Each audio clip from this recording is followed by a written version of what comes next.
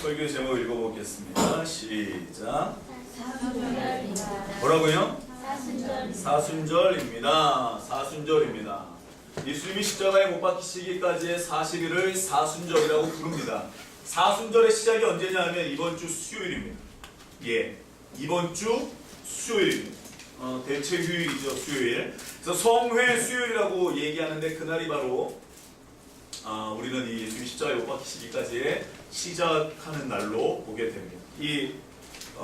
원래는 없었어요. 절기에 없었던 건데 약 한 200년 전부터 예수님 돌아가시고 나서 200년 후부터 이 사순절이라는 게 이제 교회 안에 교회력으로 절기로 구별이 돼서 이제 우리가 지키고 있습니다. 성경적인 절기는 아닙니다. 그러나 예수님이 어떻게 십자가에 못 박혀 가셨는지의 과정이 사순절에 나와 있습니다. 오늘 그 가운데 우리가 주목해야 되는, 어떻게 준비를 해야 되는지 이 본문에 나와 있는데 우리 한번 9절로 10절을 다 같이 한번 읽어보겠습니다. 시작. 그때에 요단강에서 요한에게 세례를 받으시고 곧 물에서 올라오실새 내려오심을 보시더니 아멘. 자, 그때에 예수께서 갈릴리 나사렛으로부터 와서, 그때가 언제입니까? 세례 요한이 요단강에서 세례를 베풀고 있을 때입니다. 그렇다면 세례 요한은 어떤 세례를 베풀었을까요? 우리 한번 4절을 다 같이 한번 읽어보겠습니다. 4절입니다. 시작. 세례 요한이 광야에 이르러 죄 사함을 받게 하는 회개의 세례를 전파하니. 저를 보세요. 회개의 세례를 전파했다라는 건 당시의 유대인들에게 말도 안 되는 겁니다. 세례한다고 죄가 사해지지 않습니다. 의식입니다. 그냥 하나의 의식이죠. 의식. 그런데 지금 세례 요한이 어디에서 나왔어요? 4절에? 4절 보세요. 광야죠. 광야죠. 그런데 세례 요한이라는 사람이 이 사가랴의 스가랴 이 아들인데, 이 사람이 제사장의 아들인데 회개의 세례를 전파하고 있었습니다. 그리고 5절입니다. 시작. 온 유대 지방과 예루살렘 사람이 다 나아가 자기 죄를 자복하고 요단강에서 그에게, 자, 세례라는 건 뭐예요? 그래서 죄사함의 세례예요. 그래서 우리가 알고 있어요. 세례 받으신 분들 많으시겠지만 세례를 받을 때에 우리가 놓치면 안 되는 건 바로 출애굽 사건의 홍해 사건입니다. 완전히 이 바로라는, 애굽이라는 이 완전히 이 땅의 모든 육신적인 것, 나로 말미암아 살던 것들을 다 수장시키고 이제는 말씀으로, 이제는 하나님께 순종하는 사람으로 거듭나는 게 뭐다? 세례예요. 이게 세례예요. 근데 5절을 보세요. 온 유대 지방, 예루살렘 사람 써있죠. 장소 불문, 강은 불문입니다. 그런데 이 사람들이 나아가서 하는 게 뭐예요? 세례를 받기 전에 뭐를 해요? 5절에 자기 죄를 자복입니다. 근데 여러분들과 제가 알듯이 유대인들이 죄가 어디 있습니까? 613가지의 율법을 지키고 날마다 구약을 읊으며 창출, 레민신, 시가서, 예언서를 딸딸딸 외우는 사람이 죄가 어디 있습니까? 어디 있습니까? 그런데 이게 역시 하나님과 나와의 1대1의 관계 가운데 죄가 드러나는 거거든요. 사람들이 누군가가 내 죄를 지적하면 사람들은 굉장히 뜨끔은 하지만 감추고 싶고 수치스럽고 이야기하고 싶지 않고 너는 잘하냐 이렇게 반문하고 싶을 때가 많거든요. 근데 세례 요한이 이렇게 얘기했을 때 사람들이 5절에 자기 죄를 자복합니다. 여러분, 자복해야 세례를 받을 수 있습니다. 아멘? 성령 세례요? 성령 세례도 성령께 자복해야 받을 수 있는 거예요. 무조건 주야 부르짖고 받는다? 아니요, 그렇지 않습니다. 성령은 인격입니다. 예수님도 인격, 하나님도 인격입니다. 무조건 열심히 기도한다 해서 받는 게 아니라 5절 보세요. 자기 죄를 하나님께 고백했을 때, 자백했을 때. 이게 천주교에서 뭐죠? 고해성사. 하나님께 나아가서 무언가 세례를 받기 전에 해야 될 작업들이 있습니다. 성령 세례도 마찬가지입니다. 그냥 모여서 기도한다고, 부흥회 때 수련회 때 한다고 충만하는 게 아닙니다. 우리는 알고 있어요. 그럴 때 어떤 이벤트 가운데 성령의 충만함을 받은 사람은 특별히 시간이 지나가면서 열매가 별로 없습니다. 그냥 며칠 지나, 한 달 지나, 스글스글 사라지는 것도 돼요. 왜냐하면 이 관계라는 건 지속성이 굉장히 중요하거든요. 여하튼 근데 세례 요한이 세례를 주면서 7절에 이런 얘기를 합니다. 시작. 그가 전파하여 이르되 나보다 능력 많으신 이가 내 뒤에 오시나니. 나는 그때로 그의 신발끈을 풀기도 감당하지. 갑자기 내 뒤에 누가 온다 그래요. 그쵸? 우리는 알고 있어요. 이 사람이 누구죠? 8절입니다. 시작. 나는 너희에게 물로 세례를 베풀었거니와 그는 너희에게 제가 뭐라 그랬어요? 세례를 받기 조건이 뭐라 그랬어요? 자기 죄를 정복해요. 이 자라는, 이 나라는 사람을 십자가에 못 박지 않고는 세례를 받을 수가 없어요. 예. 자아를 십자가에 못 박지 않고 내 죄를 알지 못하고 하나님께, 예수님께 내가 가까이 갈 수가 없어요. 내 죄를 알아야 하나님의 은혜가 그만큼 나에게 기프트, 큰 선물로 다가오게 되는 거거든요. 여하튼 오늘은 이 얘기가 아닙니다. 10절입니다. 9절입니다. 시작. 그때 예수께서 갈릴리 나사렛으로부터 와서 요단강에서 요한에게, 분명히 5절에 온 유대와 예루살렘 사람이 자기에게 나와왔죠. 맞죠? 그래서 예수님도 나아가셨습니다. 그래서 세례를 받으셨습니다. 그럼 예수님도 자기 죄의 고백을 했을까요? 안 했을까요? 왜 여러분들은 예수님이 자꾸 신으로만 다가오십니까? 완전한 인간 아니셨습니까? 그 예수님도 자기 죄를 고백했을까요? 안 했을까요? 거기 써 있잖아요. 4절에 분명히 회개의 세례잖아요. 그 예수님도 죄가 있어요, 없어요? 아니, 우리가 아는 죄가 여러 가지, 예수님도 사람으로 살면서 여러 가지를 부딪히면서 자기 나름의 양심의 가책도 받고 하나님 앞에서 여러 가지 기도를 하셨을 거 아니에요. 맞습니까? 예수님이 인간입니까? 신입니까? 인간으로 오셨잖아요. 맞죠, 여러분? 똑같이 생겼어요, 저와 여러분들이랑. 네. 뭐 미국 사람처럼 이렇게 막 백인의 그런 얼굴은 아니겠죠. 예수님의 얼굴이 머리도 길고 이런 머리가 아니겠죠. 예수님은 중동 사람이잖아요. 까만 사람, 그죠? 머리 곱슬해. 여하튼 목수니까 손이 다 불투고 그런 사람이었겠죠. 여하튼 예수님이 세례를 베푸신다고 이 세례 요한이 예수님의 오시는 길을 준비했습니다. 근데 세례 요한이 준비한 그 사건을 가만히 보니까 죄사함이라는 걸 가르칩니다.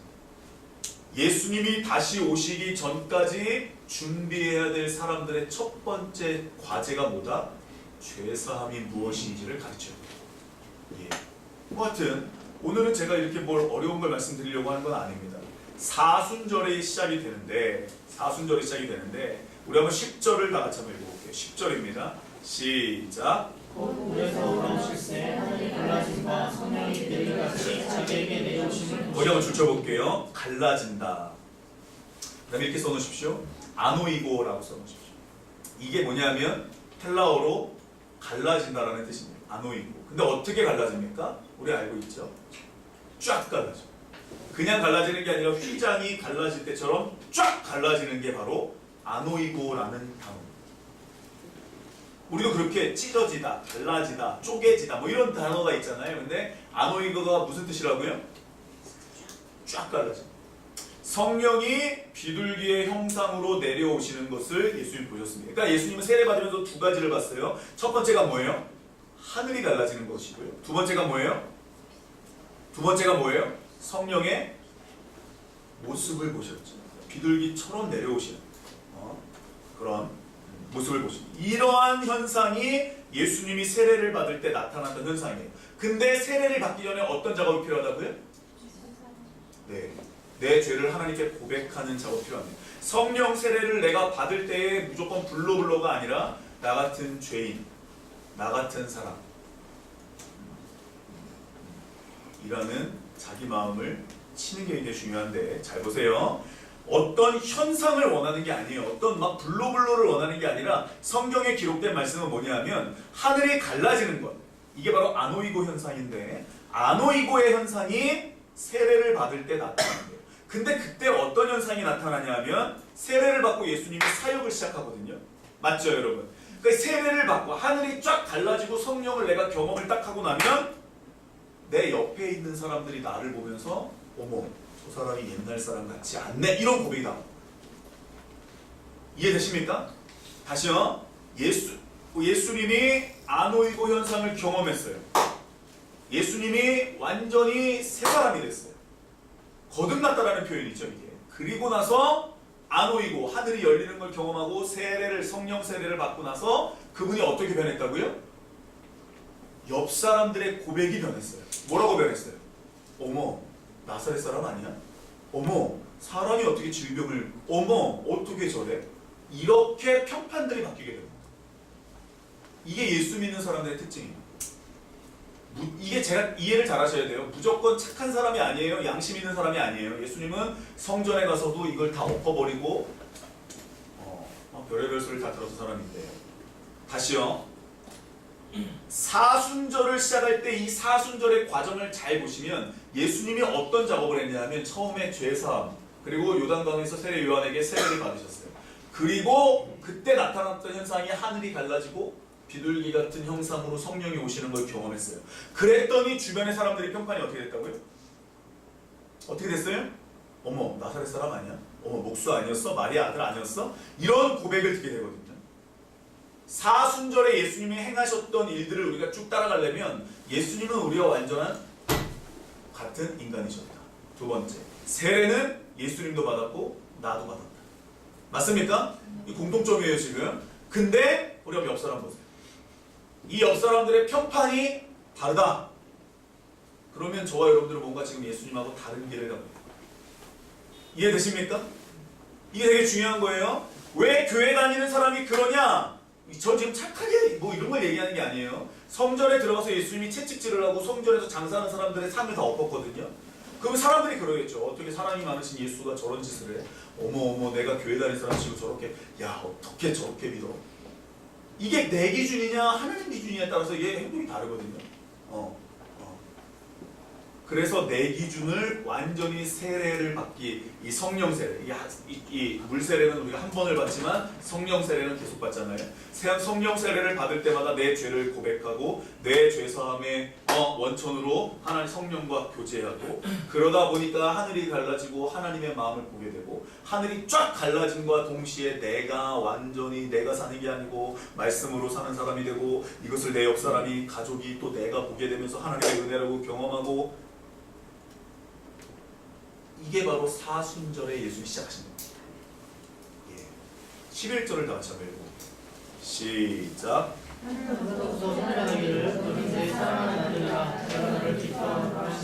네, 이렇게 살면 나타나는 현상이 뭐예요? 세례를 받고 그러면 내가 막 성령 세례를 받다 보면 하나님이 날 사랑하는 걸 알게 돼요. 그냥 저 멀리 계신 분이 아니라, 내가 힘들 때 오는 분이 아니라, 밥제에서 붙여놓은 분이 아니라, 내가 세례를 받고 거듭나면 이상하게 성령의 세례를 받고 내가 뜨겁게 기도하다 보면, 무언가 내가 하나님과 교통하다 보면 하나님의 사랑에 놀랄 때가 있어요. 막 울고 불고, 야, 내가 이렇게 죄인인데 날 사랑하시는구나, 막 이럴 때가 있거든요. 그게 바로 11절의 현상이에요. 그리고 나서 성령 세례, 거듭난 사람들의 특징은 12절. 우리 한번 읽어볼게요. 시작. 성령이 곧 예수를, 네, 성령이 인도하시는 대로 따라가는 사람 됩니다. 이게 놀라운 거예요. 그러니까 이게 애굽에서 내가 죽게 되면 가나안에 들어가기까지 광야 가운데서는 하나님이 그렇게 순종하는 훈련을 나를 시키는 거예요. 그래서 예수님이 40일 동안 광야에서 훈련을 받으시는 거예요. 맞습니까? 그리고 어디 들어가시죠? 하나님이 함께 하시는, 자기가 살았던 곳 다시 한번 그 땅에 들어가셔서 완전한 하나님의 말씀으로 순종하며 사시죠. 그래서 내 뜻대로 한 적이 없고 하나님의 뜻대로만 한다라고 얘기합니다. 여리고를 13바퀴를 돌아라, 미친 짓이죠. 말도 안 되는 짓이죠. 근데 광야 생활을 경험한 사람들은 그대로 돕니다. 하나님이 우리들에게 원하시는 것, 이 사순절을 통해서 예수님에게 원하셨던 것, 그 이웃 사람들에게 원하시는 게 뭐냐? 바로 이런 거죠. 저와 여러분들이 분명히 세례를 받았어요. 그리고 이제는 성령 세례를 받습니다. 그리고 이제 우리는 성령님과 교통하는 사람들입니다. 거듭난 사람들입니다. 교통합니다. 내 죄를 내가 알게 됩니다. 다른 사람의 죄를 보는 게 아니라, 이만하게 보는 게 아니라, 저 사람의 죄는 요만하게 점으로 보이고 내 죄만 이만하게 보여요. 근데 이런 죄 많은 사람을 누가 사랑한다고 경험합니까? 하나님이 사랑한다고 경험합니다. 야, 이게 무슨 소설처럼 들리면 안 돼요. 그러면서 내 죄가 이만한데 하나님이 나를 이만하게 더 사랑해서 그 안에서 내가 뛰놀다 보면 나도 모르게 성령이 인도하시는 대로 살게 됩니다.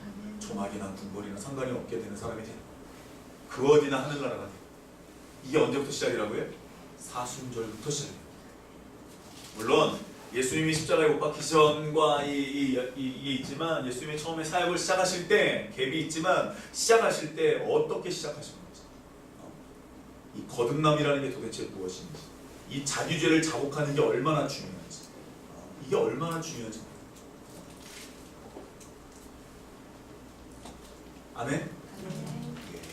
자기죄를 고백하는 사람도요, 옆 사람한테서 내가 잘못한 걸 내가 잘못했어요, 용서해 주세요. 여보, 내가 그동안 미안해, 고생했어, 미안해, 그동안 너무 고생시켰어, 이러면 감동한다니까요. 맞습니까? 우리 감리사님이 이혼하신대요. 나 이혼할 거야. 이유가 뭔지 아세요? 이유가 뭐예요? 이유가 뭐냐면 내가 그동안 목사하면서 우리 와이프를 너무 고생시켰다는 거예요. 그래서 이혼해서 이제는 당신 편하게 살아, 하고 싶은 대로 살아.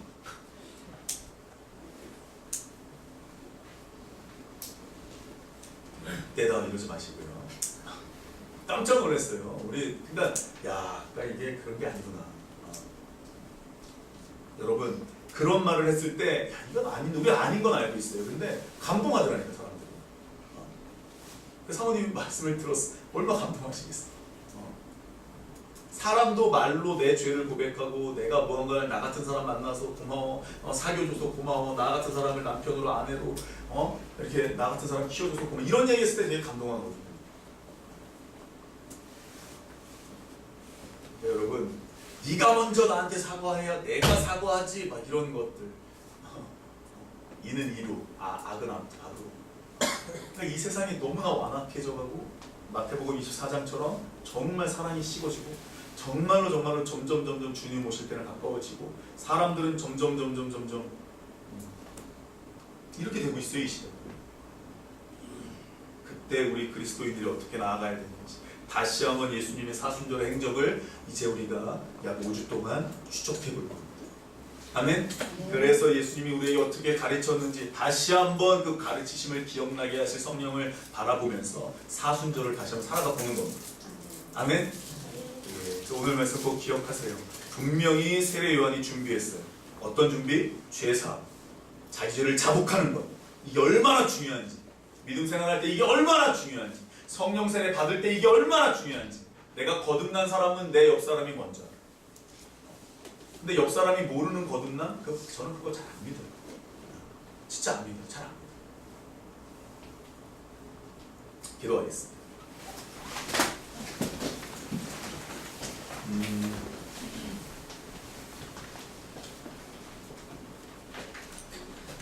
지금 다 같이 기도할 때 분명히 예수님은 죄사함의 세례를 받으셨습니다.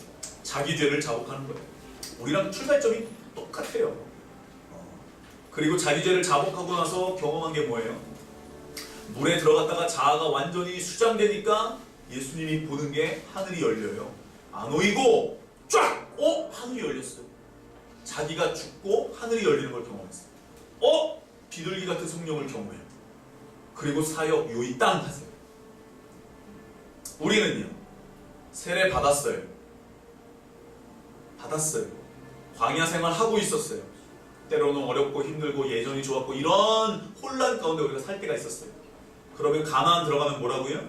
이제는 성령이 예수를 광야로 인도해도 따라가시는 거예요. 이게 우리가 할 일이에요. 예수를 믿는 사람들의 특징은 뭐냐? 순종하는 사람이냐 아니냐, 나를 드러내느냐 나를 드러내지 않느냐, 자기를 주장하느냐 자기를 주장하지 않느냐, 내가 잘되기 원하느냐 남이 잘되기 원하느냐. 이게 예수 믿는 사람들의 특징이에요. 장점을 극대화하느냐 단점을 극대화하느냐, 옳고 그름을 이야기하느냐 사랑을 이야기하느냐, 이게 그렇거든요. 여러분은 어떻습니까? 예수님은 세례를 받고 두 가지를 보여요. 하늘이 갈라지는 것, 성령을 보였어요. 우리도 예수님을 경험하고 세례를 받고 이제 우리도 나아갑니다. 이게 사순절이거든요. 이제 우리가 예수님의 행적을 이제 배워 나갈 거예요. 예수님이 어떻게 사순절을 준비하셨고 어떻게 사순절을 살아내셨고 어떻게 십자가에 못 박혀 돌아가셨는지 우리가 이제 배우게 될 거예요. 이제 요입당할 겁니다. 여러분 이 설 명절을 그렇게 잘 보내시고 이 성회 수요일을 잘 준비하시고 그러셔야 됩니다.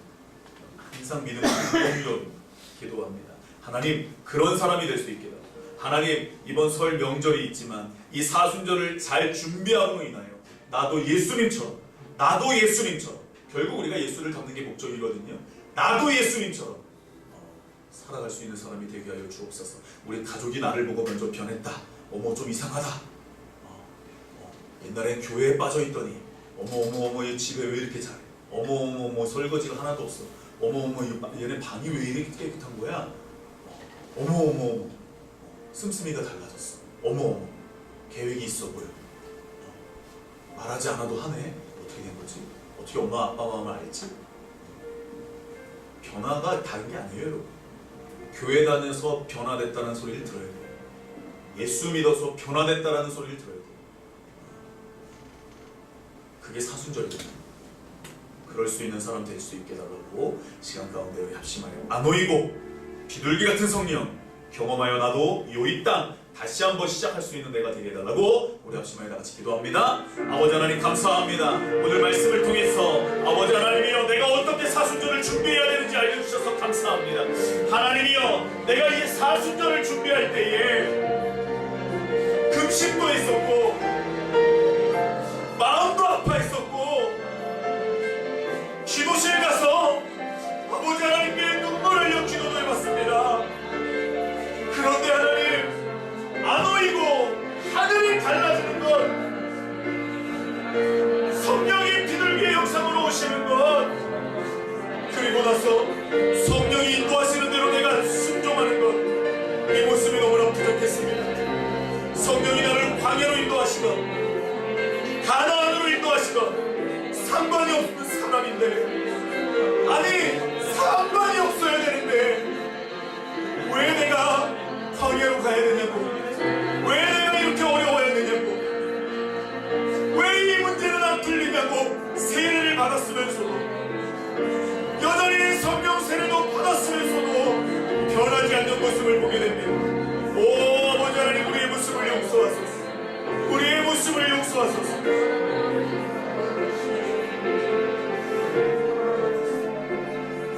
아버지 하나님 우리도 예수님처럼 사순절을 경험하게 될 텐데 이제 수요일부터 성회 수요일로 우리가 이제 시작이 되어서 요입당하게 될 텐데 우리도 예수님처럼 세례도 받고 기도할 때 성령의 세례도 받았습니다. 물세례 성령 세례 다 받았습니다. 그런데 왜 그 다음 현상이 나타나지 않습니까? 옆 사람이 보고 예수님 보는 것 같다고, 왜 우리 가족들이 나를 보고 예수에 미친 사람 같다고, 아 정말 너를 보면 내가 정말 마음이 따뜻해진다고, 왜 이런 소리보다는 교회에 미쳤고 왜 이런 소리보다는 내 돈 자식처럼 살아야 되는 아버지 왜 교회가 이렇게 욕을 먹어야 됩니까? 하나님 용서하시고 이제 우리가 어떻게 살아야 되는지, 이제 우리가 어떻게 순종해야 되는지, 그런 사람들을 예수님이 광야에 갖다 놔도, 성령님이 광야에 갖다 놔도, 그런 사람을 가나안에 갖다 놔도 아무 상관없이 구속한 주만 보이는 사람이 될 텐데 우리도 이러한 일련의 과정들을 겪음으로 인하여 내가 광야 생활을 해도 하나님만 나와 함께 있으면 된다, 내가 가나안에 있어도 하나님만 나와 함께 있으면 된다고 만족할 수 있는, 그분으로만 만족할 수 있는 우리의 인생이 될 수 있도록 우리 이 과정을 축복하여 주시옵소서. 시간 물질 드리고 마음들이 오니 받아주시기 원하며 예수님의 이름으로 기도합니다. 아멘. 다 같이 일어나서 봉헌하도록 하겠습니다.